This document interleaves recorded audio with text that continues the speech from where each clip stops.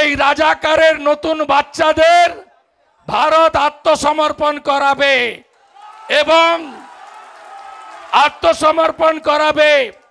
ভারত আজকে একটা দেশ নয়, পৃথিবীর একটা শক্তিশালী রাষ্ট্র নরেন্দ্র দামোদর দাস মোদির নেতৃত্বে। এই দেশ রাশিয়া ইউক্রেনের যুদ্ধ বন্ধ করে 30,000 ভারতীয় ছাত্রছাত্রীকে মোদিজি বায়ুসেনার প্লেনে একদিনের মধ্যে ফেরত আনতে পারেন। এর নাম ভারতবর্ষ। এই ভারতবর্ষ G20 নেতৃত্ব দেয়। এই ভারতবর্ষ 12তম নয়, আজকের বিশ্বের 4র্থ শক্তিশালী অর্থনৈতিক দেশ। এই ভারতবর্ষ, এই হিন্দু সমাজ আমেরিকার প্রেসিডেন্ট নির্বাচনে ট্রাম্পকে জিতাতে পারে। তাই আমরা ভারতে নয়, আজকে বিশ্বের শক্তিশালী রাষ্ট্র।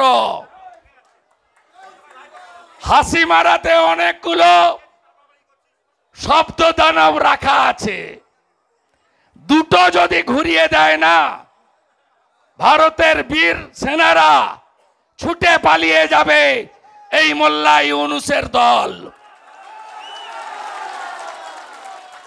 লড়াই করবেন তো? বাংলায় হিন্দুদের এক করবেন তো? ঐক্যবদ্ধ করবেন তো? রোহিঙ্গা মুসলমানদের খুঁজে খুঁজে চুলের মুঠি ধরে বের করবেন তো? করবেন তো? জয় জয় শ্রীরাম, জয় জয় শ্রীরাম। জাগো হিন্দু জাগো। হরিচাঁদ ঠাকুর একদিনে যা গার্বেজ বেরায় কলকাতাতে, শুধু ওইটা করে ফেলে দিয়ে এলেই না ঢাকা পড়ে যাবেন আপনি। পাঙ্গা নিতে আসবেন না। 71 সালে 17,000 ভারতীয় আর্মি বিএসএফ আত্মবলিদান দিয়ে এই বাংলাদেশ সৃষ্টি করে দিয়ে গেছে, ভুলে যাবেন না। মতুয়া সমাজ করেছিলেন ইসলামীকরণের বিরুদ্ধে 1907 সালে। স্বামী প্রণবানন্দ ভারত সেবাশ্রম অঙ্গ করেছিলেন হিন্দুদের অস্তিত্ব রক্ষার জন্য।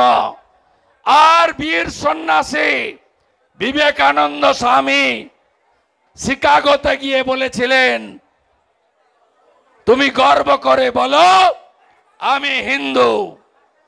শ্রী চৈতন্য দেব হরে কৃষ্ণ মন্ত্র, ঠাকুর অনুকূল চন্দ্র, রাধা শ্যাম গোটা পৃথিবীকে সনাতনী জাগরণ ঘটিয়েছেন।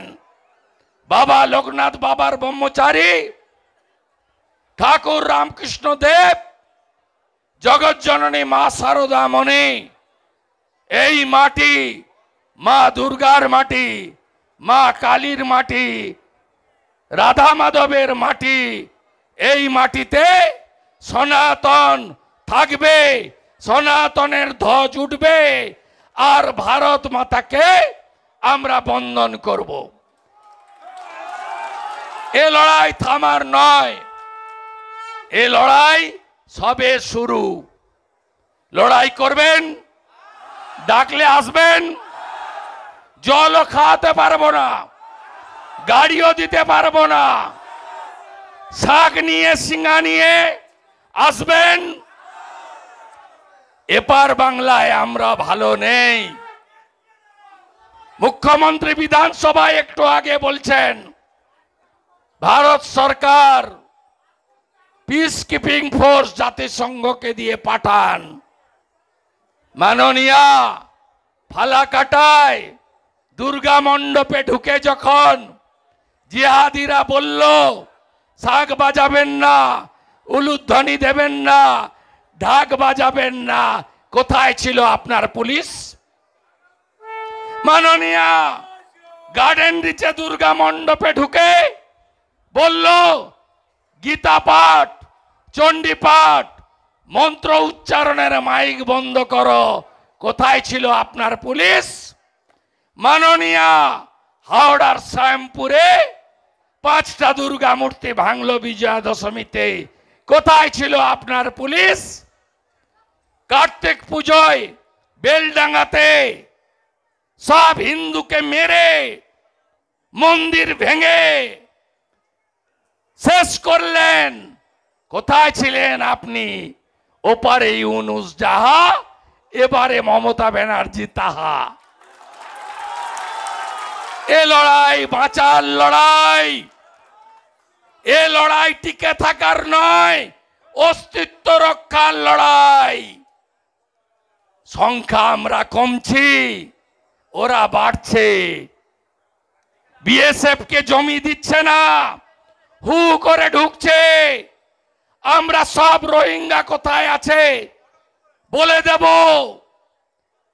চিহ্নিত করে দেব, ধরতে হবে আর এনআইএ এর হাতে তুলে দিতে হবে। ইউনুস হুঁশিয়ার, একদিনে যা গার্বেজ বেরায় কলকাতাতে শুধু ওইটা করে ফেলে দিয়ে এলেই না ঢাকা পড়ে যাবেন আপনি। পাঙ্গা নিতে আসবেন না। 71 সালে 17,000 ভারতীয় আর্মি বিএসএফ আত্মবলিদান দিয়ে এই বাংলাদেশ সৃষ্টি করে দিয়ে গেছে। ভুলে যাবেন না। অতীত যদি কেউ ভুলে যায় তার ভবিষ্যৎ ভালো হতে পারে না। তাকত দেখাবেন তো, তাকত দেখাবেন তো, তাকত দেখাবেন তো।